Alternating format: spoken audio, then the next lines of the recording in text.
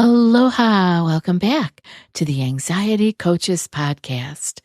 I'm your host and coach, Gina Ryan, and I'm so happy to be with you again today as we consider the many ways to bring your mind and body back to its natural peace and calm. In today's episode, I'm finishing up with part 2 here of When Worry Meets Food, exploring the anxiety and disordered eating link. Now, last time, let's see where I ended up last time. Okay, we ended up with the specific manifestations of anxiety and eating disorders manifesting in different ways, such as fear of gaining weight, anxiety around meal times, social anxiety related to eating in public, and obsessive thoughts about food, weight, and body shape. Now, that's where we ended up last episode 1071. If you haven't listened to part 1 yet, and this is a concern of yours, I would highly suggest going back and going through that episode, and then you can come back to 1072 here as we finish up.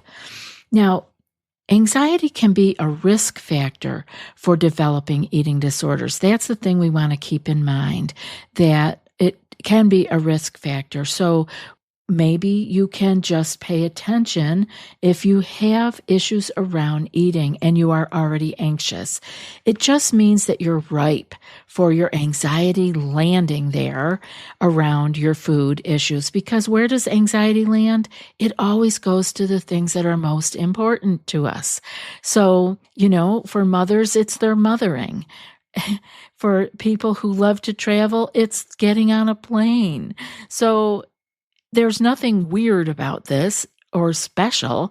It's just one of the specific places that anxiety can land. And I want you to be aware of it so that you can catch it if that's where your anxiety is going. Because food is very important to a lot of people for many different reasons. And eating disorders may develop as a coping mechanism for your anxiety. It could be around emotional regulation, because anxiety often involves intense, uncomfortable emotions that we want to get away from. And some people turn to disordered eating behaviors to manage these feelings. And that could be from restricting food intake to binge eating. It can go either end of the spectrum because it may temporarily reduce the anxiety or provide a sense of control. And we all know anxiety mind loves to get in control. So, what about control and predictability? Anxiety often stems from feeling a lack of control in our life or environment, and strict control over food intake or body weight can provide a false sense of control and predictability. And of course, a lot of us want to do that. We want to take care of ourselves. I am talking about the extreme here, where these behaviors are getting in the way of you living your best life. And that strict control over food can temporarily alleviate anxiety, and then it reinforces the disordered eating patterns and behaviors. And focusing intensely on food can be a distraction, or focusing intensely on weight or body image can serve as a distraction from anxious thoughts and situations. It gives us someplace to focus, and then we are not thinking about how uncomfortable we feel. This distraction may provide a temporary relief from anxiety, but ultimately it perpetuates both issues. And what about avoidance? It's something that comes up a lot with anxiety, right? We talk about avoidance, and eating disorders can become a way to avoid the anxiety-provoking situations. As an example, someone with social anxiety might use their eating disorder to avoid social meals or gatherings. And perfectionism, it's another thing that comes up with anxiety, and it fits nicely into the disordered eating patterns too. Anxiety and perfectionism go hand in hand. Striving for the perfect body or the perfect diet can be an attempt to alleviate anxiety about not being good enough. And then there are certain eating disordered behaviors, like purging, that may temporarily alter brain chemistry. So there can be a neurochemical effect that is happening from this kind of behavior, and it can produce a calming effect, which may particularly be appealing to those people who have anxiety. So you can see that this really begins to reinforce the behavior because you get that relief. For some, achieving a certain body ideal becomes tied to their self-worth, and this can be an attempt to alleviate anxiety about their value or place in the world. And anxiety often drives the need for routine and predictability. We know that, right? We don't like to be out of the routine or find life it is not predictable. And eating disorders can provide that rigid routine and ritual around food, temporarily easing the anxiety. So it's important to note that while eating disorders or disordered eating may develop as an attempt to cope with anxiety, they ultimately exacerbate anxiety and create additional problems. Effective treatment typically involves addressing both the eating disorder and the underlying anxiety through coaching, therapy, and nutritional counseling. It is very treatable, and so catching it early can keep you out of treatment altogether. Just being aware of what we're doing can save us so often from going down the wormhole of so many different things. Now, there is that reinforcing cycle between the anxiety and the eating disorder, and this is a crucial aspect of their co-occurrence. The anxiety triggering eating disorder behaviors is from the heightened anxiety leading to an increased engagement in the disordered eating behavior. It's like anxiety about body image might trigger restrictive eating or purging. Social anxiety might lead to avoiding meals, like I said, with others, potentially worsening the restrictive behaviors. And disordered eating patterns can disrupt normal bodily functions, leading to increased physical symptoms of anxiety. So you can come down from having disordered eating patterns with heart palpitations, dizziness, and you may think that's your anxiety. You see how confusing this can be. It's because they co-occur. Nutritional deficiencies from restricted eating can worsen mood and increase your anxiety sensitivity. And the secrecy often involved in disordered eating can increase overall stress and anxiety. Both conditions involve negative self-talk and cognitive distortions, which we have talked about before. These thought patterns feed into each other, intensifying both the anxiety and the eating disorder.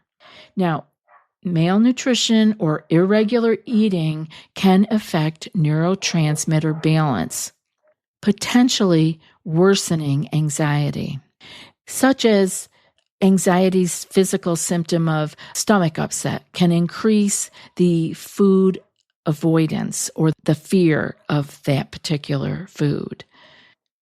Anxiety often leads to avoidance, which can reinforce the disordered eating behavior. Eating disorders can lead to avoiding anxiety-provoking situations, like I said, such as social eating or eating in front of other people, even in the family, which in turn reinforces the anxiety. And perfectionism is huge here because striving for the perfect body or eating habit can increase your anxiety and then drive more rigid control over your eating, creating a vicious cycle. Both conditions can lead to social withdrawal, and isolation can worsen both anxiety and disordered eating patterns. Now, while eating disorder behaviors might temporarily relieve anxiety, they ultimately increase it. And if you find yourself in this little cycle right now, it can be a little cycle, just notice that. Remind yourself, oh, this only, just like with every other male adaptive behavior that we come up with to try to tamp down the anxiety, in the long run, it doesn't work. And it has negative long-term effects. So breaking this cycle often requires, like I said, addressing both conditions. And it can be really an eye-opening way of moving forward in your life, of undoing these behaviors that revolve around food, giving you a way to heal not only that disordered eating pattern, but also your anxiety at the same time. Perfectionism is a trait that is associated with anxiety, and it is also common in eating disorders. And shared genetic and environmental risk factors may contribute to both. Treatment often needs to address both the anxiety and the eating disorder at the same time. And that is not hard to do. The treatment is the same. It's beautiful how it can just unfold like that. It's just specific to food. Just like some people, their anxiety is specific to travel or other health-related issues. When anxiety-driven behaviors, whether related to eating or any of the previously mentioned manifestations, begin to interfere with your daily life, that's the time to take action. Recognizing these patterns is the first step toward addressing the underlying anxiety and rediscovering a sense of peace and calm in your life.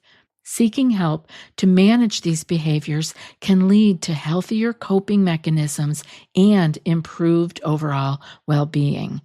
So, here are some thoughts on stress, anxiety, and eating.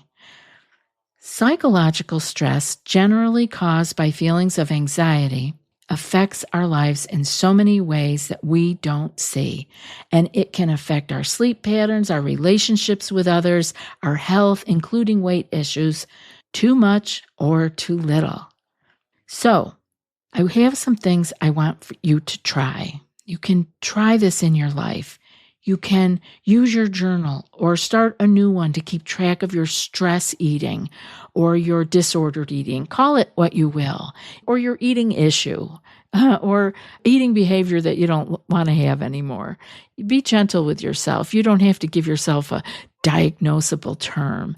This is a stress eating, and it can come, like I said, on either end of the spectrum, too much or too little, restrictive or obsessively compulsively eating. So get that journal out and think about past stressful situations. And ask yourself, do you tend to eat when you are feeling stressed? People have patterns around this. You'll often talk to people who say they can't eat when they're stressed. They can't eat when something has come up in their life that they have to deal with.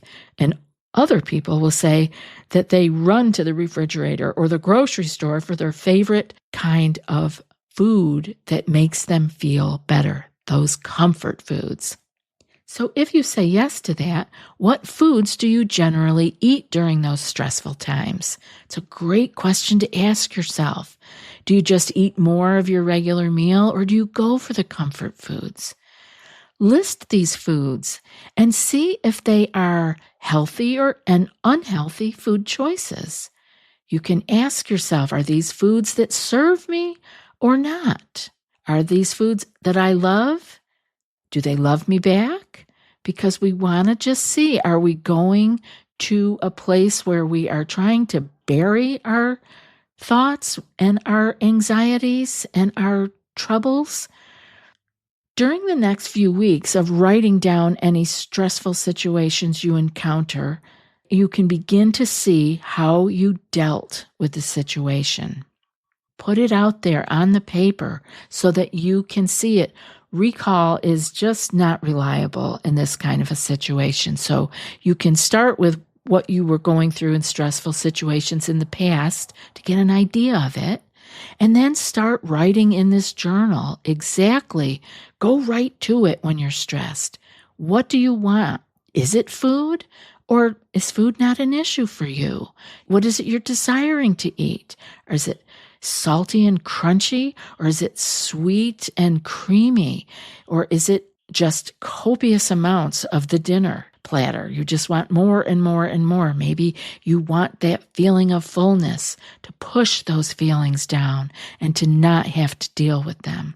Write all this out. It can be such a good practice to just see what you are doing with your food. Now, for many people, they're like, I don't know, I don't have an issue with food.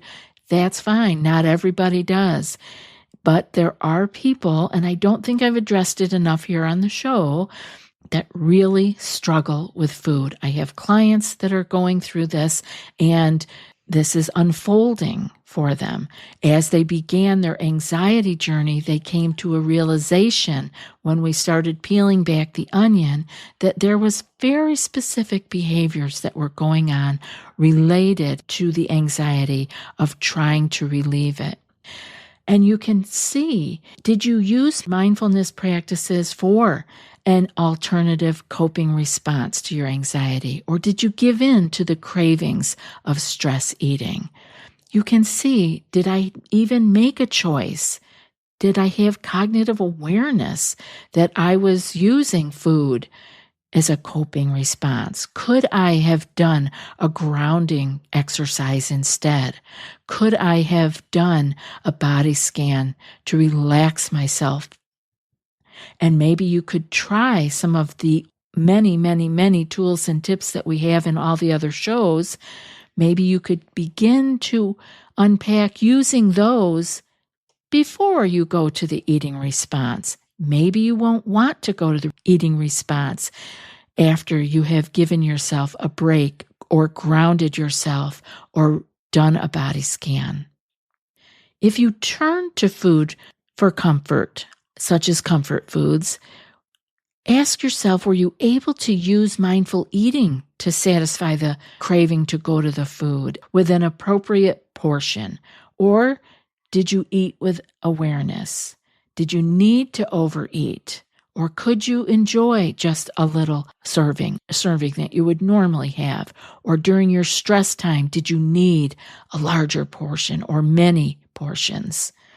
It's often said that how we do one thing in our life is how we live our lives. Focusing on the daily need to eat mindfully can bring much peace and mindfulness to your life overall. So I hope that you will begin to bring some of this mindful eating into your life. Practice with your meals. Practice savoring the food, being with it. And then you will even more easily notice if you are using food in a different way when you are highly stressed or anxious. I really hope that today's show was helpful for you. And if you're ready to look at anxiety and your coping behaviors, visit the website, anxietycoachespodcast.com, and make an appointment to talk to me and see if this is something we could unpack together, or maybe that you need different help that I can point you to. But do make a point to pay attention to where you're at. And if food has been nagging at you, or you've been kind of worried about it, or other people have mentioned something to you, often it's the family that will bring up the issue, pay attention to it, because it's something that can be resolved. You can unpack it, you can understand it, and just like with relieving your anxiety and having more life with peace and calm, you can get past this eating challenge also. And now for today's quote.